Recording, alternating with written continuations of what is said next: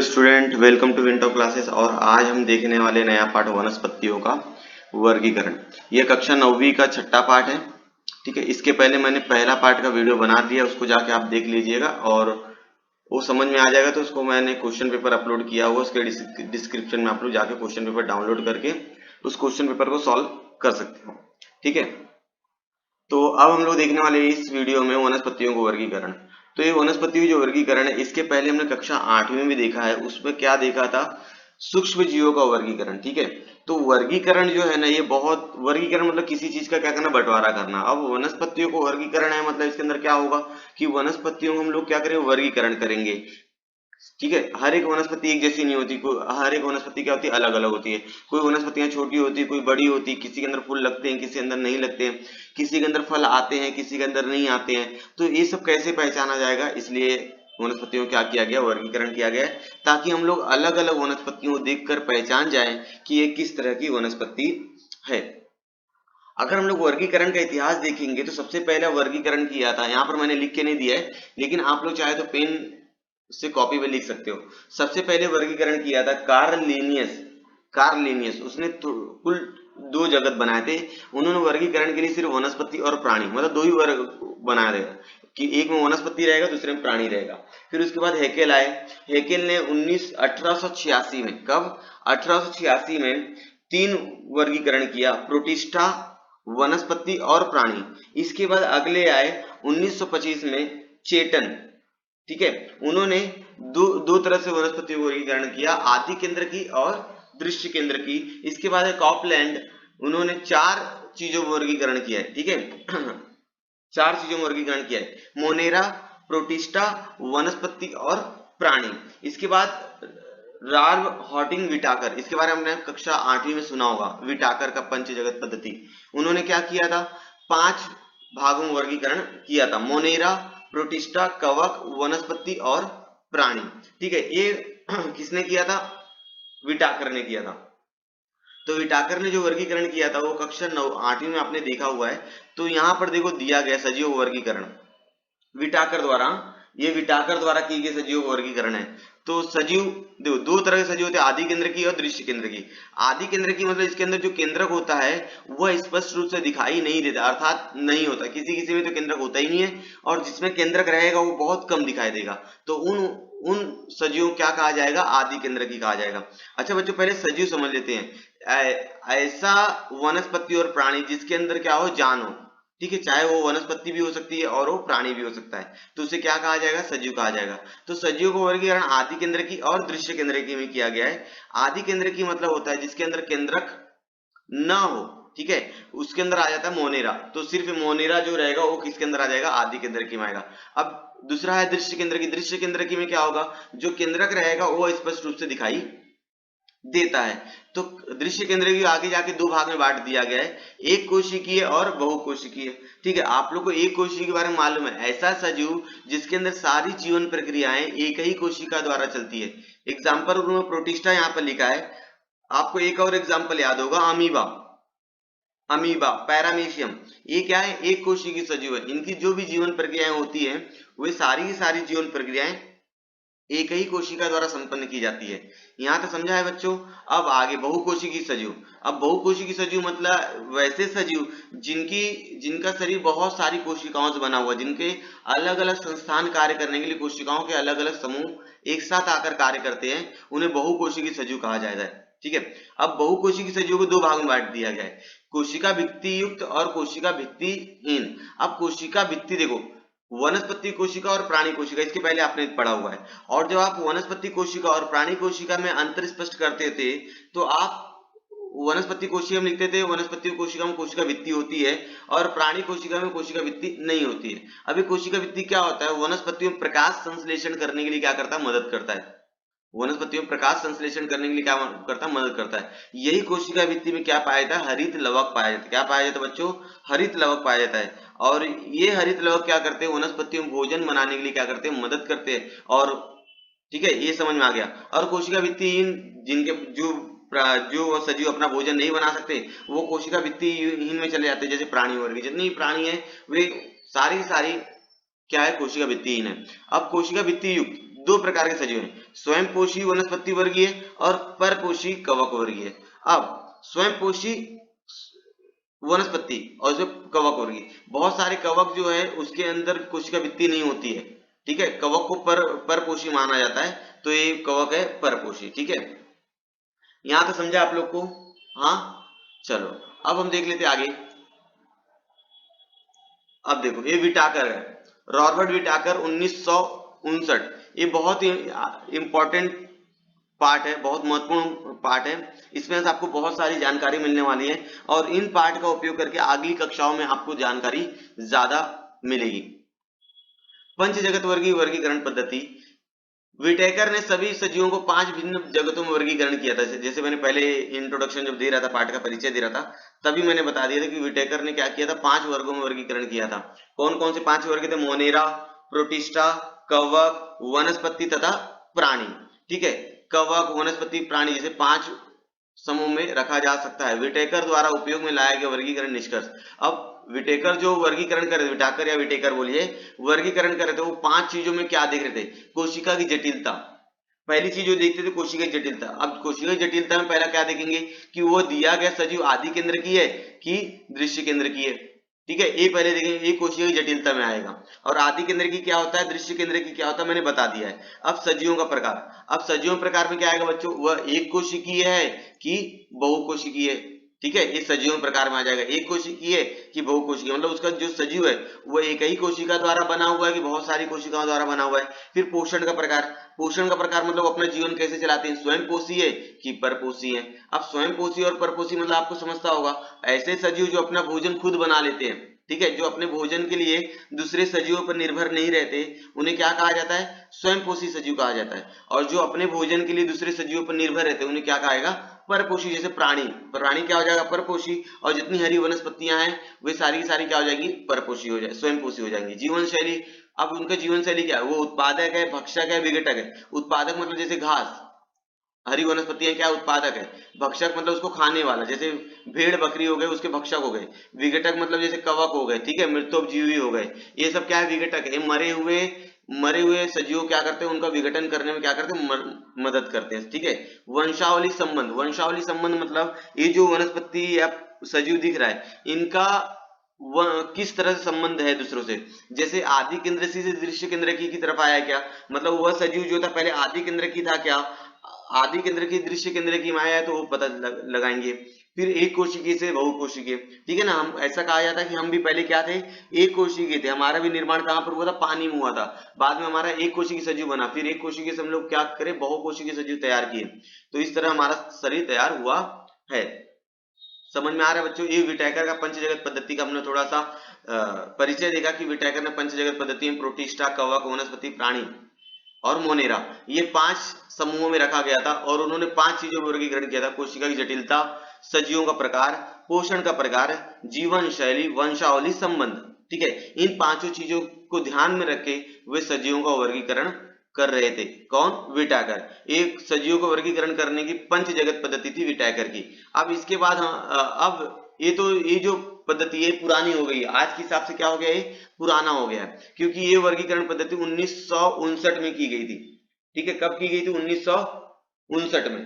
कहीं कहीं 69 लिखा गया है, कहीं कहीं किताबों में 69 लिखा गया है, लेकिन आप 1959 लिखेंगे, ये सबसे सटीक जवाब है। ठीक है, अब हम लोग देखते हैं आगे। अब देख लेते हैं, अब जो क्या नाम है, विटाकर के बाद इसके बाद एचर नाम के गणित वनस्पति आए। उन्होंने क्या किया, 1883 में एचर नामक वनस्पति जगत का 2 उपजगतों में वर्गीकरण किया था। कौन कौन से उपजगत थे? बीज रहित और बीजधारी। बीज रहित मतलब जिसके अंदर बीज ना हो, ऐसी वनस्पतियां जिसके अंदर बीज ना हो। और बच्चों सुनो, जिसके अंदर बीज नहीं रहेगा उसके अंदर फूल भी नहीं लगेगा, ये याद रखना। और जिसके अंदर फूल नहीं लगेगा उसके अंदर फल भी नहीं लगेगा, ये भी याद रखना। ठीक है, बीज रहित मतलब जिसके अंदर बीज नहीं रहे, ऐसी वनस्पतियां जिसके अंदर बीज नहीं रहता। आपने बहुत सारी ऐसी वनस्पतियां देखी होंगी जिसके अंदर बीज नहीं रहते, जो घर की सजावट के लिए काम आते हैं। ठीक है ना, तो अबीजपत्री वनस्पति कहा जाता है। बीजधारी मतलब ऐसी वनस्पतियां जिसके अंदर बीज होता है। अगर उसके अंदर बीज है मतलब उसके अंदर क्या लगेगा, फूल लगेगा। अगर उसके अंदर फूल लगेगा तो फल भी लग सकता है, ठीक है। और जरूरी नहीं है फूल लगा तो फल भी लगे, बहुत सारी ऐसी वनस्पतियां हैं जो सिर्फ पुष्प वनस्पतियां होती है, सिर्फ फूल लगाती हैं, फल नहीं लगाती हैं, ठीक है। तो बीजपत्री वनस्पति, तो ये एचर नाम का एक वनस्पतिज्ञ था, उसने दो भागों में वर्गीकरण किया था वनस्पतियों, बीज रहित और बीजधारी वनस्पतियों को वर्गीकरण का आधार। अब वनस्पतियों का आधार क्या लिया गया था, उन्होंने किस तरह से वनस्पतियों को वर्गीकरण किया जाएगा, तो उन्होंने बताया वनस्पतियों में अंग है या नहीं है। अंग मतलब क्या बोल सकते हैं हम लोग, वनस्पतियों में क्या होता है, जड़, तना, फूल, पत्ती, फल, ये क्या वनस्पतियों के अंग है, ये है कि नहीं है। पहले ये देखा जाएगा कि जो वनस्पति मिल रही है उसके अंदर उसके अंग है कि नहीं है। वनस्पतियों में पानी तथा भोजन का वहन करने के लिए स्वतंत्र ऊतक संस्थान का होना न होना। वनस्पतियों में भोजन और पानी, देखो हमने आगे हम लोग पढ़ने वाले हैं कि वनस्पतियों में पानी और भोजन का संवहन करने के लिए संवहनी ऊतक होते हैं। कौन होते हैं, संवहनी ऊतक। ये क्या करते हैं, वनस्पति और पानी का वनस्पति में भोजन और पानी का क्या करते हैं, संवहन करते हैं। जैसे पानी का संवहन करने के लिए जलवाहिनी है, ठीक है, जलवाहिनी है। और भोजन का संवहन करने के लिए, किसका संवहन करने के लिए, भोजन का संवहन करने के लिए रसवाहिनी है, ठीक है। जलवाहिनी क्या करती, पानी को जड़ से लेकर, जमीन के अंदर जो जड़ है वनस्पतियों, पानी को जड़ से लेकर उसकी पत्तियों तक पहुंचाने काम कौन करेगा, जलवाहिनियां करेंगी। और जो पत्तियों ने भोजन तैयार किया है, जो पत्तियों ने भोजन तैयार किया है, उन भोजन को पत्तियों से लेकर जड़ तक पहुंचाने काम कौन करेगा, रसवाहिनियां करेंगी। तो ये जलवाहिनी और रसवाहिनी, ये दोनों क्या है, संवहनी ऊतक के क्या है, प्रकार है। तो यही दूसरे वाले पॉइंट में बोला है, वनस्पति में पानी और भोजन का वहन करने के लिए स्वतंत्र ऊतक संस्थान का होना या न होना, मतलब उसके अंदर स्वतंत्र ऊतक संस्थान है कि नहीं है। वनस्पति में बीज धारण करने की क्षमता है या नहीं है। अब वो जो वनस्पति उसके अंदर बीज धारण कर पाते हैं कि नहीं, जैसे मैंने ऊपर ही बताया कि अगर वो बीज धारण नहीं कर पाएंगे बीज रहित हो जाएंगे, और बीज धारण करेंगे तो बीजधारी हो जाएंगे, ठीक है। बीज फल से ढका है या नहीं है।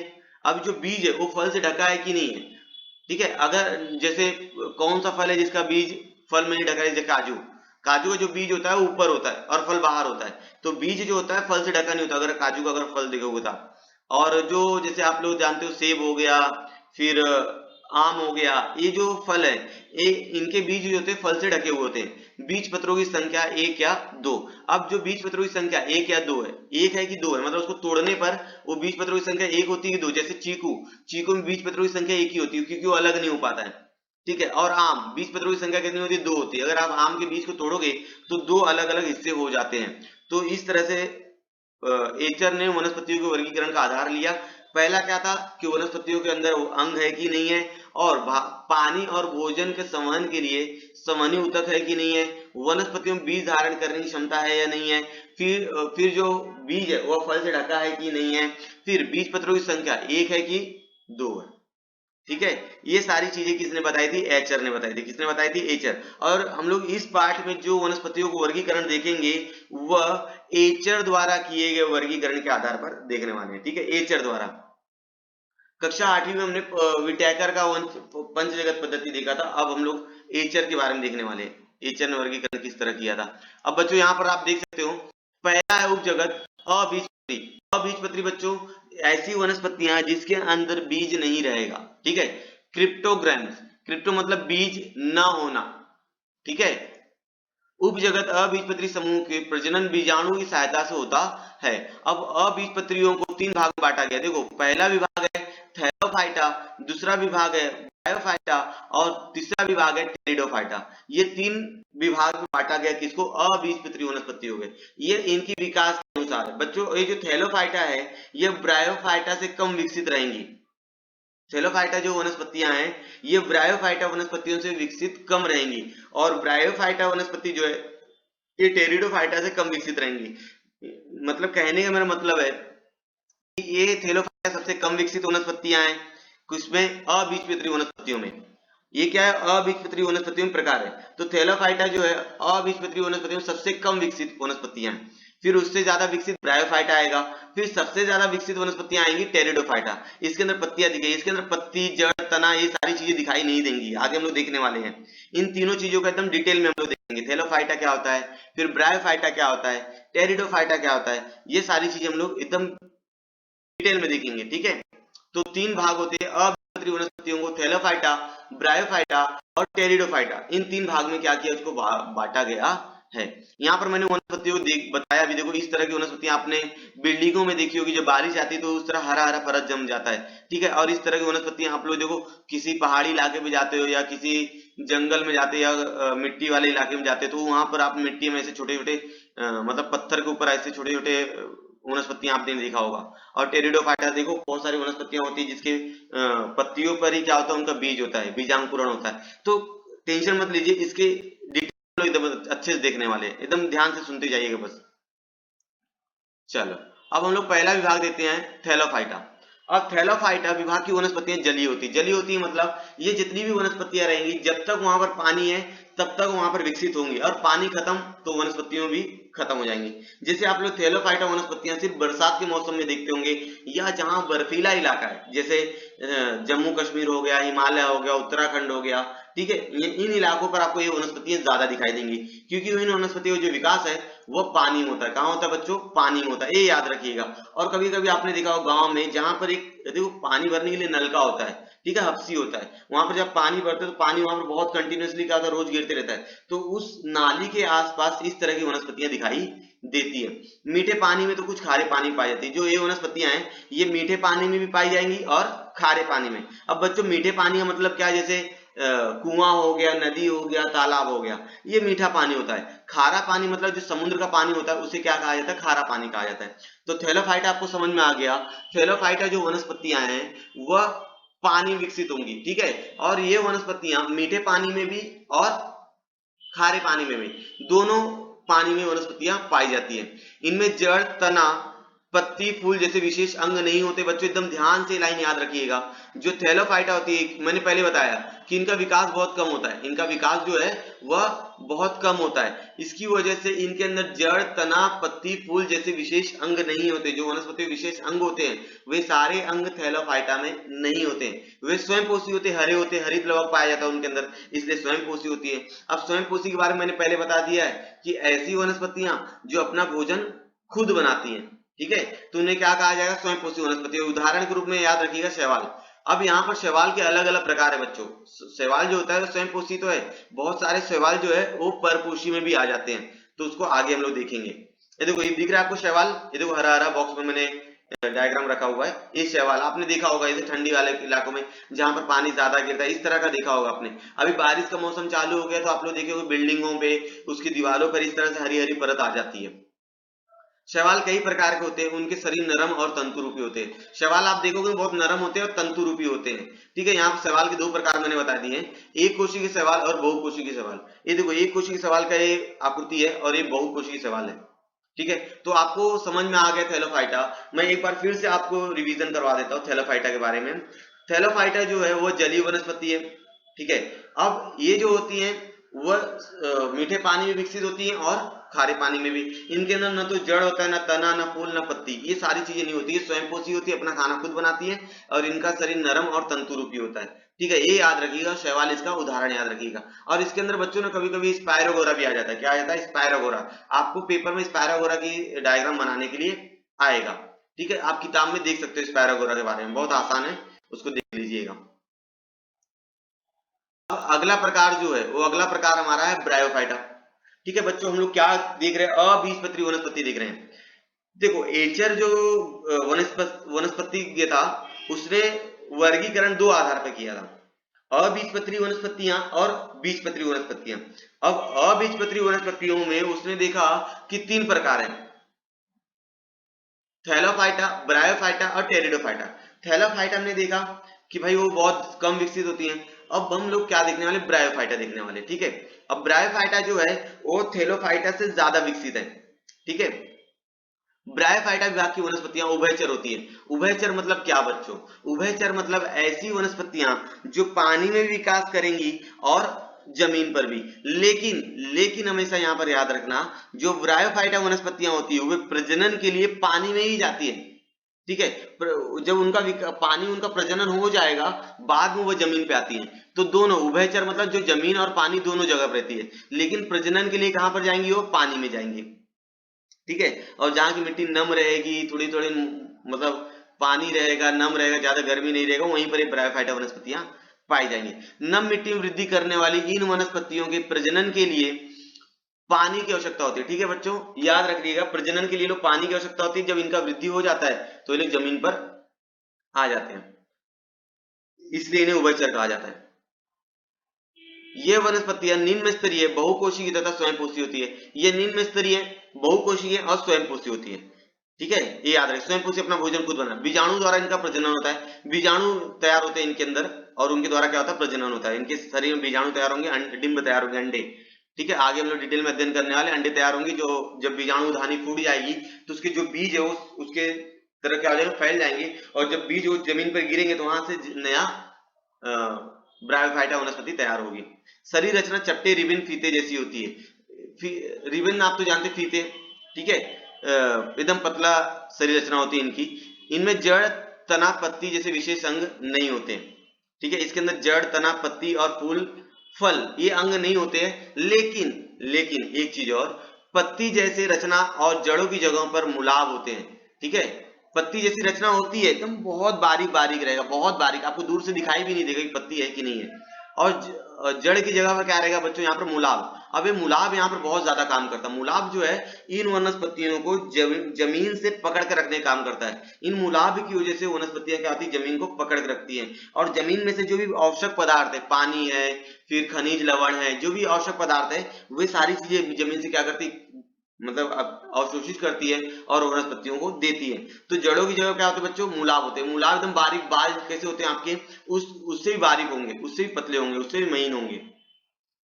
पानी तथा भोजन के संवहन के लिए विशेष ऊतक नहीं होते। जैसे मैंने पहले बताया, पानी के लिए जलवाहिनी और भोजन के लिए रसवाहिनी, इस तरह के कोई भी ऊतक इसके अंदर नहीं पाए जाते हैं। तो बच्चों आपको ब्रायोफाइटा समझ में आ गया होगा कि ब्रायोफाइटा वनस्पतियां जो होती है उभयचर होती है। उभयचर होती है मतलब पानी और जमीन दोनों जगह रहती है, लेकिन प्रजनन के लिए कहां पर जाएंगी, पानी में जाएंगी। और वनस्पतियां जो होती है निम्न स्तरीय, बहुकोशीय और क्या होती है, स्वयंपोषी होती है। बीजाणु द्वारा प्रजनन होता है, इसके अंदर बीज तैयार होंगे और बीज तैयार हो गए तो बीज धानी बनेगी। और बीज धानी जब फूट जाएगी तो उसके बीज वहां जमीन पर क्या हो जाएंगे, गिर जाएंगे। और जमीन पर जब गिर जाएंगे तो वहीं पर नया ब्रायोफाइटा वनस्पति तैयार होकर मिलेगी। ये बहुत चपटे होते हैं, इनकी पत्तियों जैसी रचना तो होती है, लेकिन पत्तियां होती नहीं है। और जड़ की जगह पर क्या होता है, मुलाब। और मुलाब का बहुत ज्यादा यहाँ पर महत्व है, क्योंकि मुलाब जो होते हैं उन वनस्पतियों को पानी, खनिज पदार्थ, जो चीजें वनस्पतियों को जमीन से चाहिए वृद्धि के लिए आवश्यक, वो सारी चीजें वो लोग देते हैं। अब देखो यहाँ पर मैंने 3 एग्जाम्पल रखे हुए ब्रायोफाइटा के। फ्यूनेरिया, एंथ्रोसिरोस और इक्सिया। देख लो आपने फ्यूनेरिया, इस तरह का डायग्राम आपकी किताब में भी होगा, देख लीजिएगा। ये बीजाणुधानी दिख रहा है आपको, यहाँ पर देखो डिंब फूट के गिर रहे हैं, ये बीजाणुधानी है। जैसे बीजाणुधानी फूट जाएगी, इसके डिंब क्या हो जाएंगे, बीज जमीन पे गिरेंगे, वहां से नया ब्रायोफाइटा वनस्पति तैयार हो जाएगी। देख लो आप लोग एरोसिस, इस तरह पत्थर पे आपने देखे होंगे, पत्थर पे इस तरह की वनस्पतियां दिखती होंगी। ये देखो, ये बहुत जहाँ पर झाड़ी झंकाड़ बहुत ज्यादा होते, झाड़, छोटी छोटी झाड़ियां होती है, वहां पर इस तरह से वनस्पतियां दिखाई देती है। ठीक है बच्चों, यहां तक समझ आएगा आप लोग को? हाँ, चलो एकदम अच्छे से समझिएगा। थैलोफाइटा हो गया और ब्रायोफाइटा हो गया। अगला प्रकार हम लोग देखने वाले हैं टेरिडोफाइटा। क्या देखेंगे? टेरिडोफाइटा। देख लीजिए टेरिडोफाइटा। टेरिडोफाइटा समूह की वनस्पतियां पुष्प और फल नहीं होते, पुष्प और फल नहीं रहेंगे, लेकिन जड़, तना और पत्ती रहेगी बच्चों। याद रखिएगा, टेरिडोफाइटा जो होती है यह अबीजपत्री वनस्पति, सबसे विकसित वनस्पतियां, सबसे विकसित। देखा आपने थैलोफाइटा में न तो फूल था, पत्ती, तना, पत्ती कुछ भी नहीं था, कोई भी अंग नहीं थे, ठीक है। और हमने देखा ब्रायोफाइटा में कोई भी अंग नहीं था, लेकिन पत्तियों जैसी रचना वहां पर पाई गई है, ठीक है। वहां पर पत्तियों जैसी रचना पाई गई है और जड़ की जगह पर मुलाब थे, ठीक है। लेकिन टेरिडोफाइटा जो है वो बहुत विकसित है। यहाँ पर पुष्प और फल नहीं रहेंगे, बाकी जड़ रहेगा, पत्ती रहेगी और तना रहेगा। यहाँ पर देखो दूसरे वाले पॉइंट में मैंने लिखा है, जड़, तना तथा पत्तियों जैसे अंग होते हैं। जल तथा भोजन के लिए स्वतंत्र ऊतक पाए जाते हैं। हाँ देखो, सबसे इंपॉर्टेंट बात आ गई। अब मैं कब से समझा रहा हूँ स्वतंत्र ऊतक मतलब जल वाहिनी और रस वाहिनियां, ठीक है, ये दोनों ऊतक थैलोफाइटा और ब्रायोफाइटा में नहीं पाई जाती हैं, लेकिन यहाँ पर पाई जाती हैं। ठीक है, इनमें अलैंगिक प्रजनन पत्तियों के निचले भाग में पाए जाने बीजाणु द्वारा होती है। इनमें क्या होता है, लैंगिक अलैंगिक प्रजनन होता है, पत्तियों में देखो इस तरह से बीजाणु पाया जाएगा। ठीक है, इस तरह की पत्ती आप लोग देखे होंगे, इस तरह बीजाणु पाया जाएगा। ये बीजाणु जब जमीन पे गिर जाएंगे तो वहां से क्या हो जाएगा, नया टेरिडोफाइटा वनस्पति तैयार होगी। अब बच्चों यहाँ पर देखो, युग्मक निर्मिति द्वारा लैंगिक प्रजनन होता है। मतलब ये जो टेरिडोफाइटा वनस्पति है, ये लैंगिक और अलैंगिक दोनों प्रकार से प्रजनन करती हैं। ठीक है, और यही टेरिडोफाइटा अंत में जाकर मतलब बीजधारी वनस्पति तैयार करने वाली है। ठीक है, क्योंकि ये देखो लैंगिक प्रजनन है ना, और लैंगिक प्रजनन कौन करता है, बीजधारी वनस्पतियां जितनी भी है वो सारी की सारी वनस्पतियां लैंगिक प्रजनन करती है। तो एक तरह से हम लोग कह सकते हैं कि ये जो टेरिडोफाइटा है, ये अबीजपत्री वनस्पति और बीजपत्री वनस्पति की क्या है, संयोजी कड़ी है, जो आपको अबीजपत्री वनस्पतियों गुणधर्म भी दर्शाता है और बीजपत्री वनस्पतियों का भी गुणधर्म दर्शाता है। तो टेरिडोफाइटा को बीजपत्री वनस्पति और अबीजपत्री वनस्पति का हम लोग संयोजी कड़ी बोल सकते हैं। तो यहाँ पर लैंगिक प्रजनन और अलैंगिक प्रजनन दोनों तरह से प्रजनन होता है। अब बच्चों युग्मक निर्मिति द्वारा लैंगिक प्रजनन होता है। अब देखो फर्न, देखो फर्न, एक फर्न आपने देखा होगा, इस तरह से घरों की सजावट के लिए देखिए, गार्डन में देखा होगा आपने, बहुत सारे जो बंगलों में रहते हैं या गार्डन जिनके पास होता है बड़े बड़े, तो इस तरह की वनस्पतियां फर्न में होती है घरों की सजावट के लिए। तो क्वेश्चन पूछा जाता है, फर्न नाम की जो वनस्पति होती है वो घरों के सुंदरता बढ़ाने के लिए और घरों की सजावट के लिए इस्तेमाल की जाती है, क्योंकि उसके अंदर फूल और फल नहीं आते हैं, ये लंबे होते जाते हैं और घर इससे सुंदर दिखते हैं। मार्शेलिया देखा होगा, इस तरह की छोटी छोटी परत, टेरिस देख लो, नीम की पत्ती कैसी होती है वैसे टेरिस भी होता है। ठीक है, तो आई होप बच्चों आपको ये वीडियो समझ में आया होगा। इस वीडियो हमने खाली क्या देखा है, अबीजपत्री वनस्पतियां देखी। ठीक है, अब हम लोग, मैं जब नेक्स्ट वीडियो बनाऊंगा तो उसके अंदर आपको बताऊंगा कि बीजपत्री वनस्पति क्या होती है। अभी मैं एक साथ तो पढ़ा दूं, लेकिन आपको ये वीडियो देखने बहुत ज्यादा लंबा टाइम लगेगा ना, तो मैं क्या करता हूँ, इस वीडियो को 2 पार्ट में बांट देता हूँ। पहले वाले पार्ट में हम लोग देख लिए कि भाई अबीजपत्री वनस्पति कैसी होती है। ठीक है, ये अगर आपको एकदम अच्छे समझ में आ जाए तो अगला वीडियो में बनाऊंगा बीजपत्री वनस्पति को, पर उसको भी एकदम अच्छे से देख लीजिएगा और इस तरह से आपका पूरा पार्ट एकदम अच्छे से हो जाएगा। बहुत आसान है। ठीक है, अगर आप लोग कैलकुलेशन करोगे तो बहुत आसान पार्ट है। तो आई होप आपको समझ में आएगा। अगर आप लोग समझ में आया है तो आपको क्या करना, आपके दोस्तों के साथ इस वीडियो को ज्यादा से ज्यादा शेयर कर दो, ताकि वो लोग भी क्या हो, देखकर और अपने प्रैक्टिस कर सके घर पर।